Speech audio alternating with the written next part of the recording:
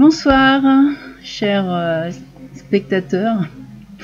On se retrouve pour une nouvelle chronique littéraire qui va être un petit peu particulière, parce que c'est un livre particulier. Je vais vous présenter aujourd'hui L'Ange de Cassel, voilà, qui est écrit par Pat Paron, qui est un personnage assez surprenant. Je vais vous en parler aussi.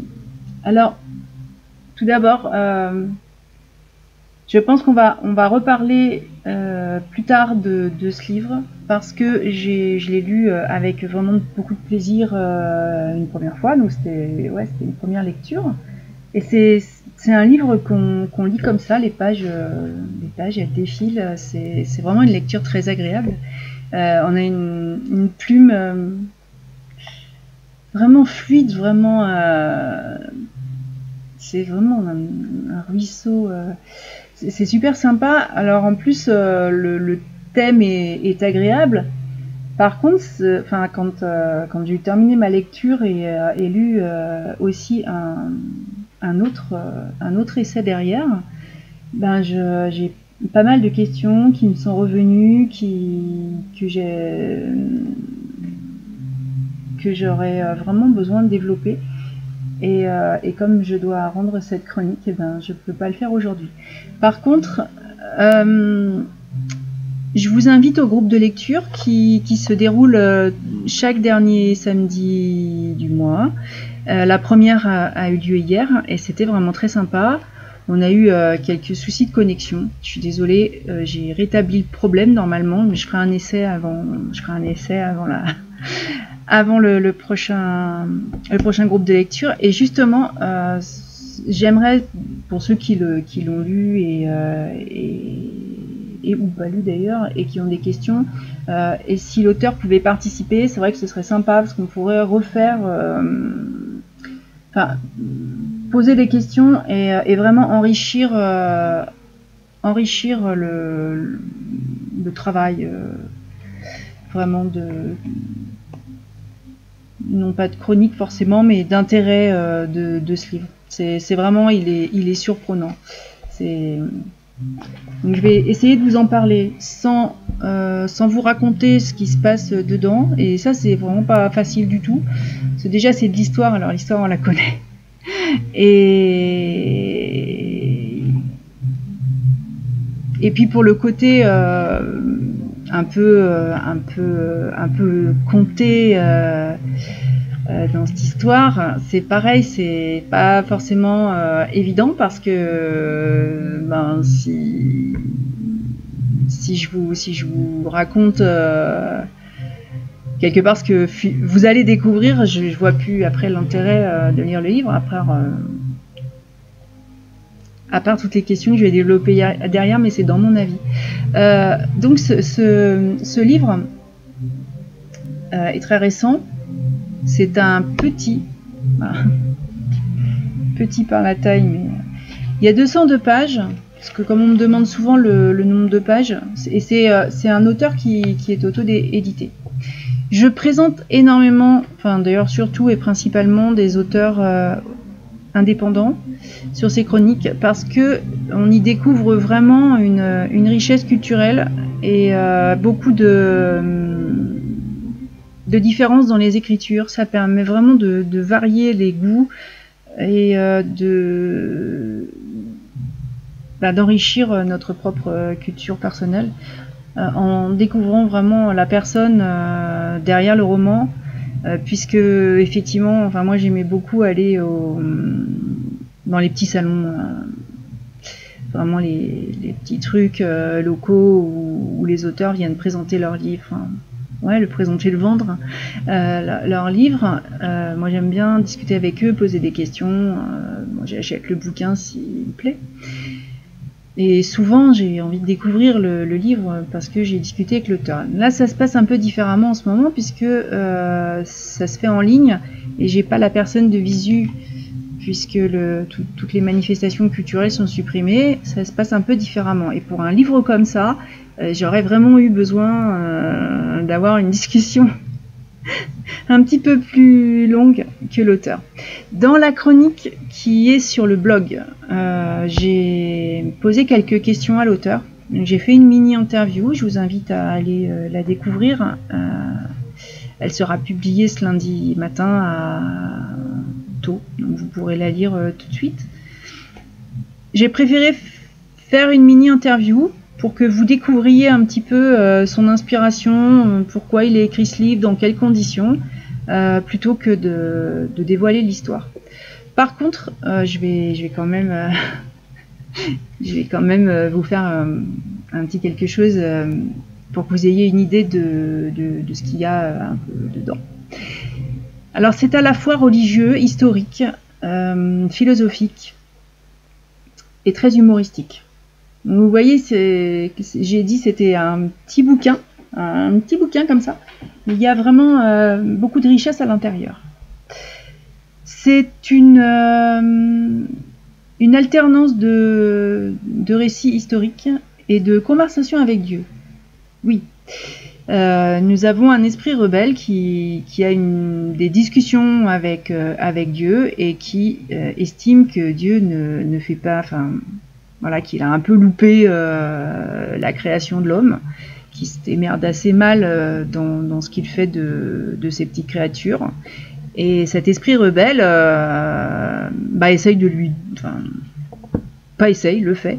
Lui dit, ouais, tu devrais faire comme ça, tu devrais faire comme ça, tu devrais faire comme ça. Il dit, écoute mon gars, hein, puisque tu sais tout mieux, tu vas y aller, et puis tu vas faire tout mieux.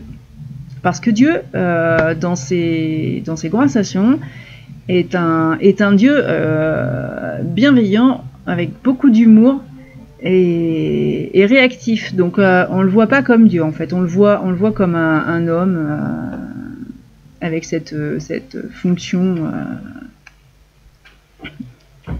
C'est une fonction qu'on lui donne plus que. Malgré tout, ça va quand même rechercher des questions religieuses chrétiennes. Donc, bien entendu, on parle quand même de religion dedans, dans les conversations avec Dieu. C'est un peu le principe aussi, puisque de nombreuses guerres sont des guerres de religion. Et donc nous avons cet esprit rebelle qui va descendre parmi nous. Et bien sûr, tout se passe sur le mont Cassel. Voilà.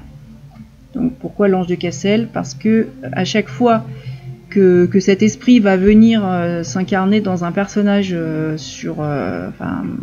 dans l'histoire, il va être systématiquement dans les batailles de Cassel. Alors Cassel, effectivement, est on va pas dire que c'est une montagne, hein, parce qu'il fait moins de 200 mètres, mais comme c'est dans le nord où tout est plat, je pense que, parce que c'est vrai qu'il a une histoire avec beaucoup de batailles. Je n'y suis jamais allée personnellement, mais c'est vrai que, étant donné que c'est quand même une façon de se mettre en hauteur, c'était certainement très stratégique au niveau bataille. C'était bon, puis c'est près des frontières, enfin des frontières connues aujourd'hui, mais c'est vrai que c'était très certainement une place stratégique pour les guerres, et ce qui explique éventuellement qu'il y a eu beaucoup de batailles à cet endroit-là. Puisque vous allez voir, j'ai mis des cartes, et c'est vrai qu'aujourd'hui c'est en France, mais il n'a pas toujours été en France. Alors déjà, je remercie l'auteur. Il m'a donné envie d'aller à Cassel. Je pense y aller un jour, même si le climat n'est pas forcément celui que je préfère, j'avoue. Mais c'est vrai que cette histoire aussi riche que violente donne envie de voir réellement dans la vie ce petit bout de France, des Hauts-de-France, on appelle ça maintenant. Voilà. Donc il est sorti le 30 août. C'est vraiment un livre récent, et l'auteur m'a fait confiance pour en parler. Et c'est très compliqué. Je vous le dis. Je vais essayer de pas trop bafouiller, de pas trop dévier, parce que c'est pas évident. Comme il y a des sujets que je veux pas aborder parce que ce serait hors sujet là aujourd'hui, soyez sympa avec moi, voilà. Donc nous avons cet ange esprit rebelle qui va rejoindre les batailles de Cassel, donc du tout début, voilà, il arrive la première fois en l'an 400 et quelques, il se retrouve en pleine bataille entre les Celtes, voilà, il arrive dans un chaos terrible, et c'est sa première, c'est la première fois que Dieu l'envoie là, donc il s'incarne dans un scribe qui fait la liaison entre, qui envoie une lettre, qui est écrit et va apporter une lettre à l'Empire germanique, donc en partant des Romains. C'est pas forcément chose évidente, mais il va découvrir lui aussi des petites choses parmi les hommes. Donc là, lors de cette première visite, il va découvrir que on peut se délecter de nourriture, par exemple. Et puis il essaye de faire disparaître la guerre. C'est ce que lui voudrait, pour faire mieux que Dieu, semer la paix. Pas facile, je pense. Alors, on connaît l'histoire, les batailles ont été nombreuses, je vais donc pas pouvoir vous cacher ce qui est historique dans ce récit. Mais par contre, il revient à chaque échec, évidemment. À chaque échec, il revient pour parler avec Dieu. Et Dieu se moque un peu de lui, parce que bon, finalement, alors, c'était facile? Non, t'as vu, c'est pas facile, t'as pas fait mieux. Non, t'as pas fait mieux. Mais dans cette composition, vous allez voir, les chapitres sont divisés. Alors, il y a les conversations avec Dieu, il y a la part d'histoire qui est très intéressante, où le personnage s'incarne, en fait, on oublie le reste, mais ça se déroule en 7 jours. Voilà. Moi, j'y ai vu beaucoup de rapports à la création du monde, et donc je vais vous parler de mon avis et de mon ressenti, plus que du contenu de l'histoire, parce que je vous invite vraiment à le découvrir par vous-même. C'est intéressant, et c'est vrai que si on peut après en reparler, ce serait vraiment génialissime. Je l'ai adoré, ce livre. J'ai mis 5 sur 5. J'ai pas trouvé de points négatifs, franchement. C'est pas non, c'est une invitation. Moi, je le vois comme une invitation à la réflexion. Il y a la lecture, et puis finalement ce côté qui m'a donné envie d'y revenir et de le relire, peut-être une fois, peut-être 2 fois, peut-être plusieurs fois. Parce qu'il y a vraiment, je pense, des passages que je vais noter, C'est marrant, cet effet que peut avoir une lecture. On se dit, oh super, le bouquin, vraiment génial, j'ai passé un bon moment, on le pose dans un coin. Et puis on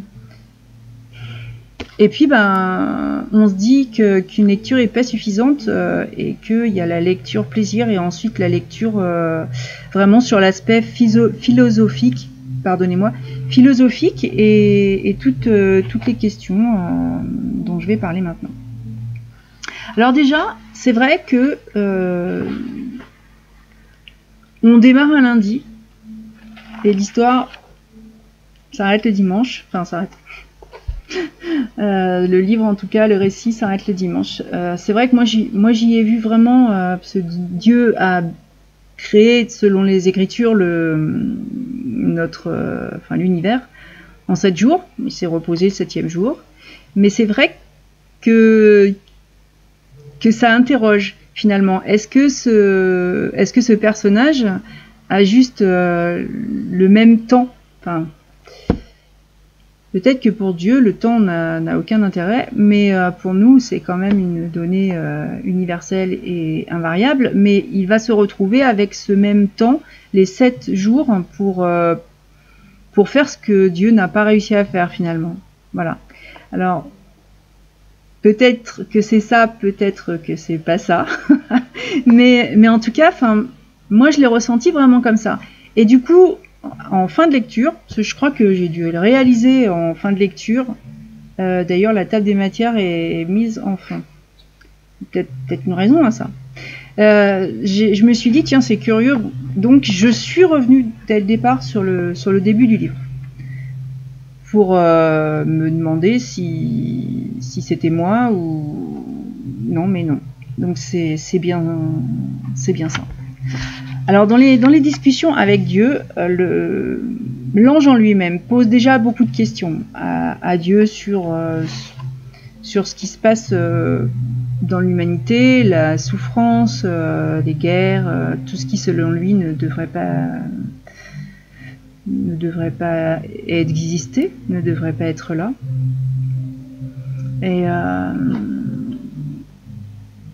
Et au niveau de Cassel, bon, l'histoire est effectivement lourde de batailles et de violence. Ce messager, quelque part, trouve à chaque fois aussi un nouveau péché, enfin ce qu'on appelle péché dans la religion catholique, c'est-à-dire que j'ai parlé tout à l'heure de ce repas. Il se délecte donc de nourriture. Bon, c'est le péché de gourmandise. Alors, encore une fois, attention, c'est vraiment ma vision et elle n'engage que moi. L'auteur n'a pas du tout parlé de ça, mais pas du tout. Par contre, c'est vraiment dans les textes, et c'est pour ça que j'ai envie d'y revenir, hein, parce que pour voir de la manière dont c'est amené, et la façon dont il le découvre, parce que c'est très probablement aussi une façon de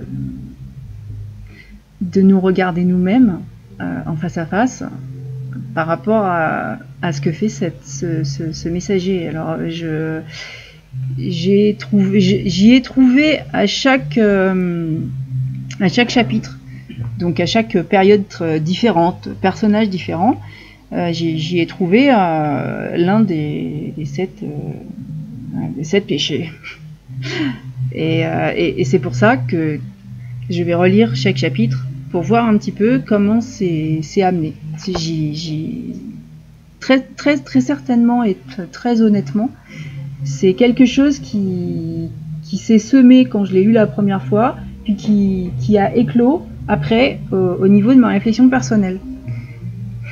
C'est difficile à expliquer parce que c'est vraiment un ressenti bizarre. Bon, l'histoire des religions m'intéresse. Par contre, je suis absolument pas croyante et donc bon, c'est un conte, hein, pour moi. Voilà, c'est un peu comme les contes de fées, sauf que c'est un conte religieux et historique avec une philosophie très particulière, parce qu'on voit un Dieu qui n'est pas celui que j'ai vu, enfin celui que je vois. C'est pas un Dieu punisseur, c'est pas un Dieu non, il est plutôt sympa, on a envie d'aller le voir, de lui taper la bise, de l'inviter à boire un coup, quoi. Et donc effectivement de pouvoir avoir un dialogue avec lui, et de pouvoir aborder tous les thèmes qui sont à l'intérieur, parce que entre les missions de cet ange et les rapports qu'il vient faire, enfin les discussions qu'il en a justement avec Dieu, j'avais presque envie d'être à sa place pour pouvoir poser aussi d'autres questions. C'est vraiment marrant, et ça titille la curiosité d'une façon assez particulière, hein. Franchement, c'est quelque chose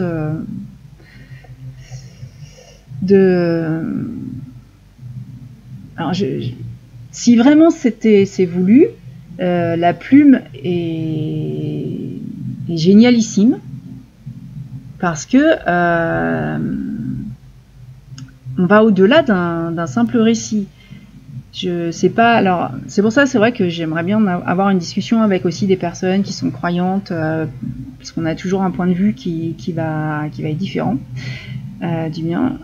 Mais parce que moi, j'ai une philosophie de vie qui est plus proche de la nature, c'est-à-dire que c'est pas réellement une religion, puisque moi je viens des Celtes justement, et on a une vie où chacun est responsable de lui-même. Il n'y a pas un Dieu qui va pardonner. Il y a pas, non, on est vraiment responsable de nos actes, de la portée de nos actes. Et c'est vrai que quand je vois ce qu'aujourd'hui on fait de notre planète, je suis un peu désespérée pour les générations qui vont nous suivre, parce que la planète, elle se défendra, elle se défend déjà d'ailleurs. Et d'un autre côté, moi, la religion, de la façon dont je la vois, c'est vraiment quelque chose qui permet un petit peu tout et n'importe quoi, parce que l'homme sera toujours pardonné pour toutes les imbécilités, les conneries qu'il peut faire, il sera toujours pardonné. Et j'en arrive à me demander si c'est vraiment Dieu qui a créé le monde, ou si c'est l'homme qui a créé Dieu pour se donner justement un prétexte à la guerre. Il y a toujours d'ailleurs énormément de guerres qui sont des guerres de religion. Alors il y a déjà les guerres de territoire, et les guerres de religion prennent quand même une grande place. Théoriquement, un Dieu qui véhicule un message de paix, on ne devrait pas se battre pour une religion. Donc ça, c'est vraiment autant de questions que j'aimerais poser. Si l'auteur a écrit ce récit, il a peut-être des réponses. Non, je pense pas qu'il y ait des réponses et des vérités absolues. Il y a une part de magie dans tout ce qui se passe dans nos vies. Par contre, justement, peut-être comme il a un autre regard et un autre point de vue, et ce serait vraiment intéressant d'en discuter, parce que ce récit ouvre tellement de questions, de curiosité, je sais pas trop comment l'exprimer, mais c'est vrai que je vais le relire, je vais y revenir, et que j'aurai tout autre chose à dire en ayant étudié mot par mot, phrase par phrase et idée par idée. Parce que je crois que si c'est un petit livre qui se lit bien, d'un autre côté,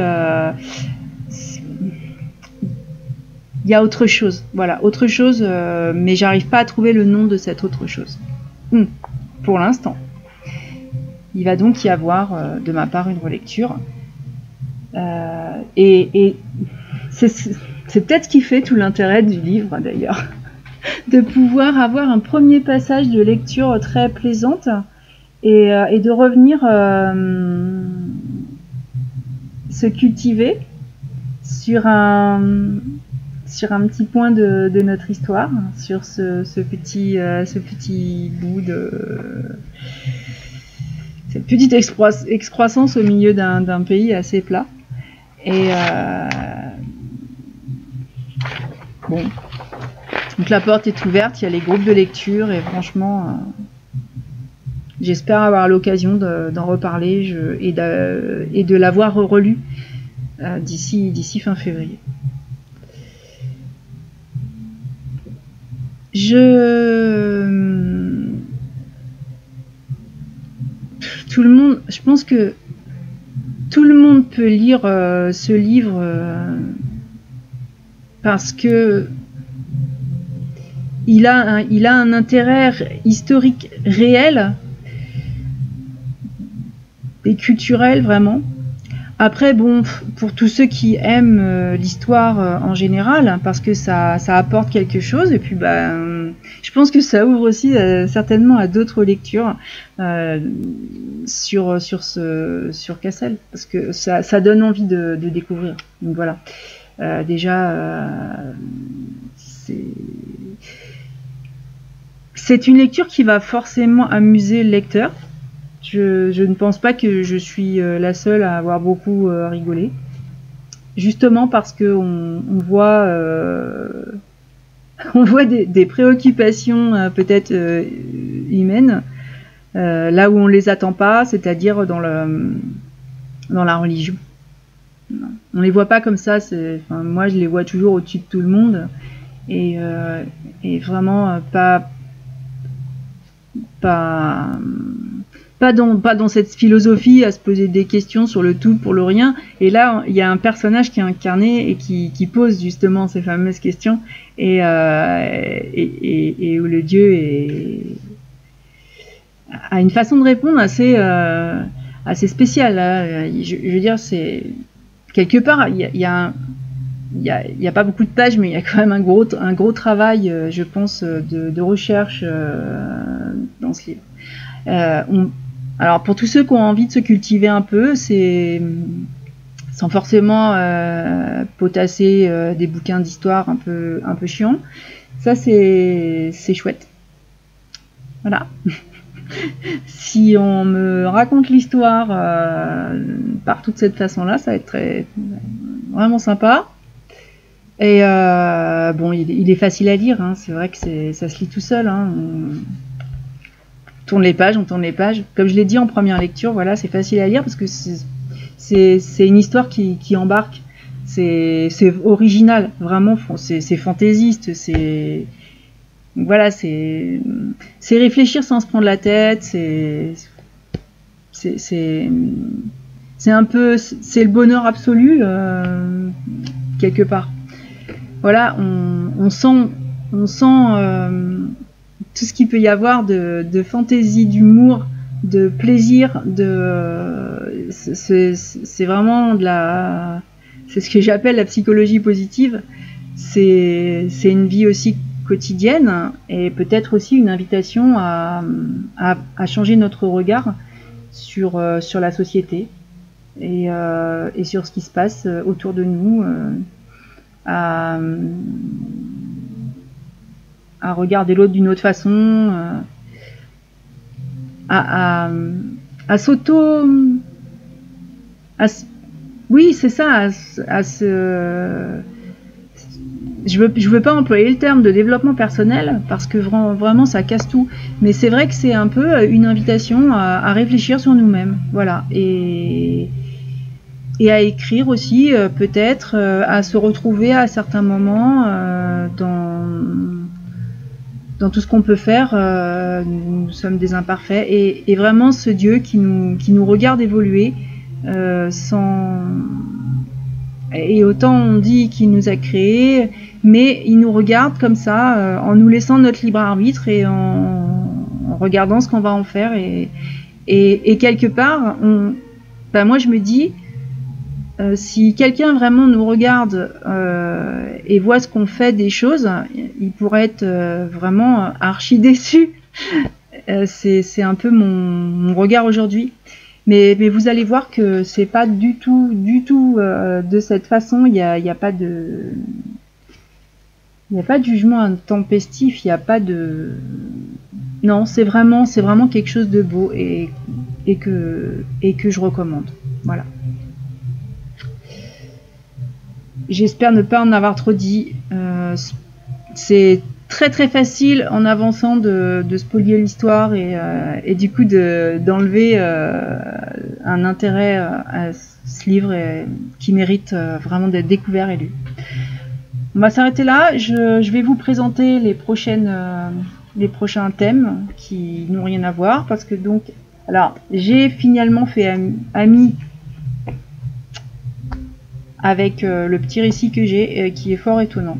J'en parlerai, parce que là c'est pareil, j'ai été scotché jusqu'à la fin.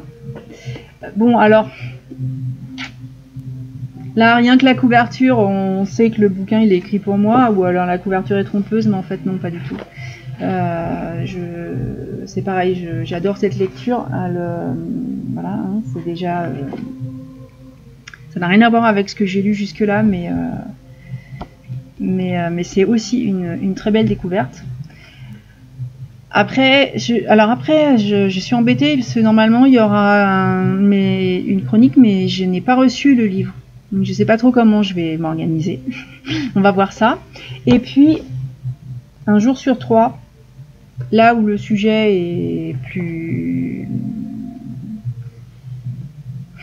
plus difficile certainement pour beaucoup. Moi, c'est un sujet qui me touche et qui m'intéresse, donc voilà, on en reparlera. C'est un... Non, je dis rien. Voilà, d'abord, non, je ne dis rien. Voilà. Je vais vous souhaiter une très belle soirée. Moi, je vais repartir avec mon thé. Et puis, je vous dis à la prochaine. On se revoit très bientôt. Et je vous invite à aller regarder Zoom pour la visio, pour les groupes de lecture. Et donc, à télécharger l'application et à regarder comment vous pouvez vous connecter. Parce que, et même à vous abonner pardon, à la newsletter, j'enverrai une invitation parce qu'en fait, de l'invitation, la connexion est très facile. Voilà. Je vous dis à bientôt et j'espère vous retrouver très prochainement. Bye bye!